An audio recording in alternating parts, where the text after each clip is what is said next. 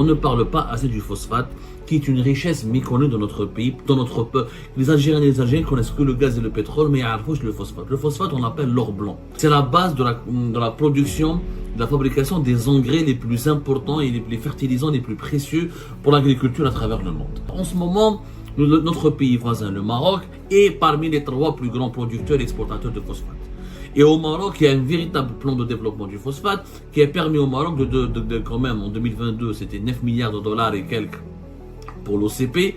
L'OCP, c'est leur Sonatrach, c'est la Sonatrach du Maroc. Ça, c'est 9 milliards, c'était en 2023. 11 milliards de dollars et quelques en 2022, lorsque les prix du phosphate ont explosé. Au niveau des réserves, nous n'avons pas les mêmes réserves que le Maroc. C'est vrai que le Maroc a les réserves les plus importantes. Les premières réserves mondiales sont au Maroc. Au niveau du phosphate, c'est 50 milliards de tonnes. Au niveau de la production, le Maroc et les États-Unis et la Chine sont les principaux producteurs et les principaux exportateurs, alors que nous avons de meilleures réserves de phosphate qu'eux. On ne parle pas assez du phosphate, qui est une richesse méconnue dans notre pays, dans notre peuple. Les Algériens et les Algériens connaissent que le gaz et le pétrole, mais ils ne le phosphate. Le phosphate, on l'appelle l'or blanc. Et le phosphate est une matière indispensable et stratégique pour l'agriculture mondiale. C'est la base de la production, de la fabrication des engrais les plus importants et les fertilisants les plus précieux pour l'agriculture à travers le monde. Et les pays qui dominent ou qui possèdent les plus importantes réserves de phosphate ou qui ont une bonne connaissance ou un savoir-faire important dans la production et l'exportation du phosphate, ce sont des pays qui comptent, ce sont des pays qui sont très importants ou des pays qui vont devenir des pays importants. Nous avons déjà exploité, nous avons déjà parlé de ce sujet fait Algérie-Pas, mais malheureusement, nous n'avons pas été suffisamment écoutés. Il faut savoir que le phosphate est stratégique aujourd'hui. C'est parce que d'ici 2050, la population mondiale sera de 9 milliards d'habitants. Et que le réchauffement climatique va provoquer de plus en plus de sécheresse et des dérèglements climatiques, donc les productions agricoles mondiales sera extrêmement perturbée.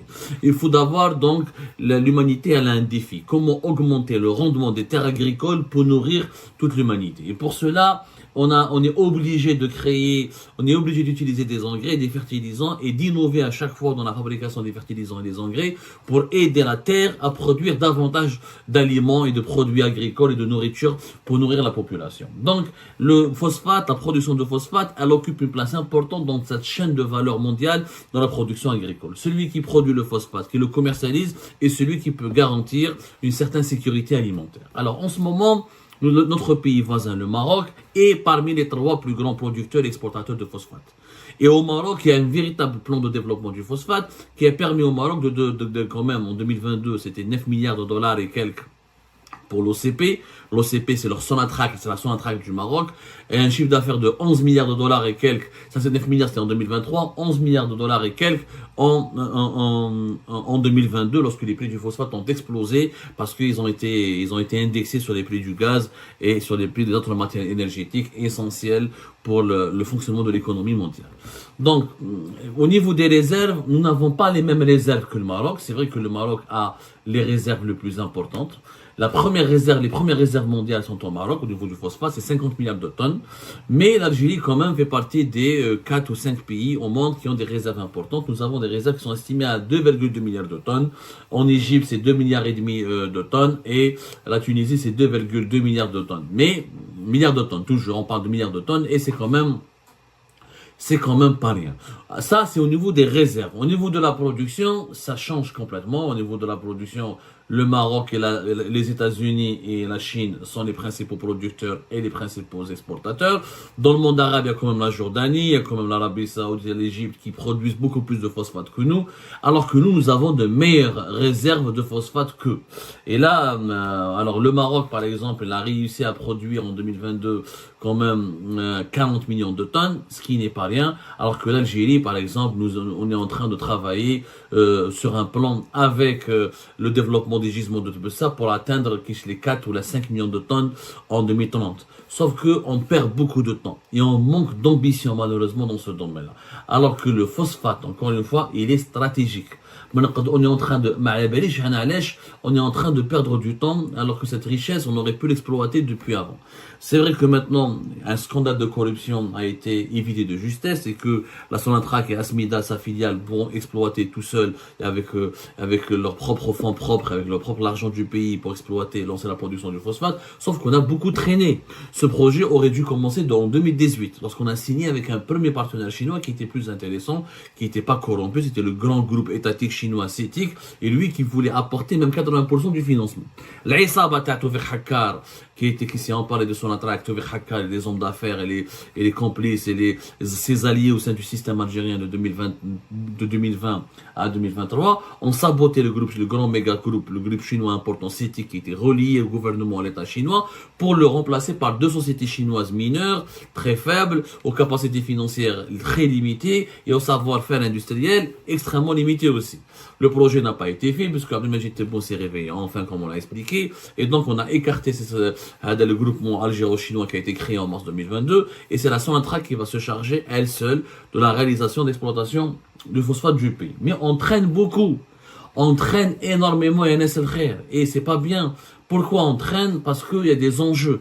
Il faut savoir qu'on peut exporter on peut commencer par 1,5 milliard de dollars, mais on a le potentiel d'exporter jusqu'à 3,3 milliards de dollars d'engrais, de fertilisants et de phosphate, grâce à la mise en œuvre, à la mise en service de la production des gisements de Tbessa et à la réalisation du PPI de Tbessa. Le PPI de Tbessa, comme je vous ai expliqué précédemment, c'est des gisements faits de Tbessa, c'est des plateformes industrielles à Soqarras et à Skikda, et c'est un circuit de logistique et d'acheminement pour une base d'exportation du phosphate et des engrais et des produits dérivés depuis Annaba. Donc c'est un projet qui va sur 4 wilayas avec des chemins de fer, des zones industrielles, des unités de traitement, des unités de production, de filtrage. Donc il y a quand même, on peut créer jusqu'à 15 000 emplois. C'est quand même énorme pour le pays, avec des revenus estimés à moyen terme à 3,5 milliards de dollars. 3,5 milliards de dollars, c'est un budget important. C'est le budget d'un ministère important comme celui de la santé, presque comme celui de l'intérieur. Donc ce sont des financements en devises dont l'Algérie a cruellement besoin. Mais malheureusement, on traîne, c'est une richesse qui n'est pas exploitée pour le moment. On a une production extrêmement faible, alors que les voisins marocains là, ils ont investi 8 milliards de dollars en 2007-2008, ce qui leur a permis quand même d'atteindre des niveaux d'exportation, des niveaux de production très importants pour devenir parmi les trois gros producteurs exportateurs du pays. Nous, si on fait ce projet de PPI de Tbessa, ça nous permettra par exemple de produire à partir du phosphate 8 à 10 millions d'acide phosphorique qui est indispensable pour la fabrication des engrais ou le traitement des sulfates à les métaux qui est utilisé beaucoup dans l'industrie agroalimentaire. À la belle combiner le phosphate, parce que c'est comme toutes les matières premières. Quand tu exportes le phosphate en état brut, ça te rapporte beaucoup moins d'argent que lorsque tu le transformes industriellement. Par exemple, si on arrive à produire 8 à 10 millions d'acide phosphorique à partir du phosphate, si on veut les exporter à l'étranger, ça peut nous ramener 8 milliards de dollars. C'est quand même important. 8 milliards de dollars avec le pétrole en Algérie qui est en train de baisser, notre capacité de production est en train de baisser. On est à moins d'1 million de barils depuis pratiquement 2019-2018. Nos exportations du pétrole, c'est même entre 400 000 et quelques barils. D'ici 2030, on pourra à peine exporter 200 000 ou 100 000 barils. À 8 milliards de dollars, l'acide phosphorique, ça va remplacer tout l'argent du pétrole que nous perdons. L'argent que nous allons perdre avec les exportations du pétrole, puisque l'exportation du pétrole brut en Algérie est en train de s'effondrer. On gagnera de moins en moins d'argent d'ici 2030 en exportant du pétrole, mais ce qu'on va perdre, on peut le récupérer grâce aux exportations de l'acide phosphorique, qui est très demandé et qui sera de plus en plus demandé à travers le monde. Donc, on a des réserves de 2 milliards et 2, c'est pas aussi important que le Maroc, mais ça reste important à notre échelle. Et on peut vraiment, les gisements de Jbel Onk ou de Bled el-Hadba, ça peut être, c'est des mines, on appelle l'or blanc, c'est des mines d'or pour moi. Le phosphate, c'est l'or blanc. L'Algérie dispose de cet or blanc, elle a les capacités financières à travers les réserves de change dont elle dispose de lancer un plan d'investissement ambitieux. Elle a quand même le gaz, la production du phosphate, la production des engrais en Algérie. Elle nous coûtera pas cher parce que on va utiliser l'énergie qui sera utilisée, c'est essentiellement du gaz pour faire fonctionner les unités, les complexes de production des engrais et de l'acide phosphérique et tous les produits dérivés du phosphate. Donc on a tout l'écosystème. On peut développer, on peut avoir facilement l'écosystème qui nous permettra de gagner beaucoup d'argent et d'avoir des exportations diversifiées et d'enfin de rompre avec cette dépendance vis-à-vis du pétrole. Et le phosphate surtout, en produisant beaucoup de phosphate, les engrais que nous allons produire au-delà des exportations, on va satisfaire la demande nationale, on va développer notre production agricole et nous allons aussi, par ricochet, protéger notre sécurité alimentaire. Mais entraîne le projet du phosphate, il est stratégique. Il ne faut pas le lancer demain, il faut le lancer aujourd'hui. Ce n'est pas demain, il fallait le lancer hier. Déjà, c'est depuis 2018 qu'il est bloqué. Parce que جاو جماعة حكار وجماعة ميساد l'énergie ou des hommes d'affaires ou des affairistes ou des généraux حبوا ياكلوا فيها هذه وكسروا البروجي الاول ils ont refait le projet de 1 2022 à 2020 de 2021 2022 on a perdu beaucoup de temps en 2023 les deux sociétés chinoises جاو جدد قال لك on doit refaire toutes les études alors que les études avaient déjà été faites. On sait que depuis 2016-2017, tout a été bouclé. L'Algérie sait qu'est-ce qu'elle a comme réserves, qui sont prouvées. On sait comment exploiter ce phosphate. On sait qu'est-ce qu'il faut faire, comment l'exporter et comment on doit l'utiliser. On sait tout ça. On a perdu du temps. Parce qu'il y a des gens corrompus, des dirigeants véreux, qui ne veulent pas du développement du pays, qui préfèrent s'enrichir d'abord et qui pensent à leur intérêt personnel, qui pensent d'abord à leur fortune personnelle. Et le projet, 15 000 à 14 000 emplois auraient pu être créés, 3 milliards et demi de dollars d'exportation, des nouvelles filières industrielles comme la production de l'acide phosphérique, des milliards de dollars de perspectives au niveau de nos exportations à moyen terme. C'est vraiment triste, c'est insupportable. Wallah, c'est insupportable. Il faut absolument qu'on remédie à cette situation. La production du phosphate en Algérie, elle doit commencer rapidement. Rapidement. Il faut faire du lobbying, il faut faire de la pression. Aidez-nous. C'est un combat. Aidez-nous, Yashma'a. Aidez-nous, c'est très important. L'Algérie, avec le projet phosphate de Tbessa, elle peut produire 5,4 millions de tonnes d'engrais. Ce qu'on fera de l'Algérie, ce qui permettra, on peut intégrer le club des premiers gros exportateurs d'engrais à travers le monde. Ce n'est pas rien. Yashma'a, ce n'est pas rien. C'est quand même important. Il faut qu'on se bouge. Il faut que l'Algérie bouge. On a besoin d'aller vers la conquête d'aller vers le conquête de ce marché, de concurrencer le monde. On peut être concurrent du Maroc, comme on peut, bien sûr, le concurrent, pas adversaire, parce que ils ont des réserves plus importantes, mais on peut être, en tout cas, on peut être une nouvelle alternative, un nouveau fournisseur, un nouvel important fournisseur de phosphate et d'engrais et des produits dérivés du phosphate sur le marché mondial. C'est de l'emploi, c'est de la richesse, c'est de la diversification de l'économie, et c'est ça le développement. C'est ça le développement.